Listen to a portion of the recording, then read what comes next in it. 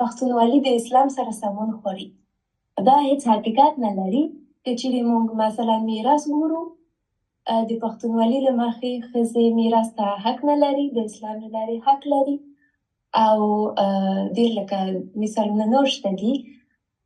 نو هغوی همیشه وایي د دین له لارې، خو په کومه طریقه چې هغوی یې کوي د دین له لارې نه دی، د پښتونولي له لارې دی. نو اول که چیرې ما به یوه مشوره درلودله، زه فکر کوم چې افغانان باید ډېر څارنې وکړي دین او پښتونولي ترمنځ، ځکه چې کوم شیان چې هغوی کوي د دین په نوم باندې، که چیرې په نورو هیوادونو کې دي چې هم مسلمانان وي، دا شیان نشته.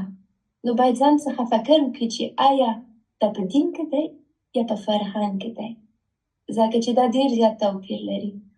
نو دا ډېر پکار دی. او موږ مخکې هم علي احمد صاحب سره خبرې کړې دي، خو یو ډېر مشهوره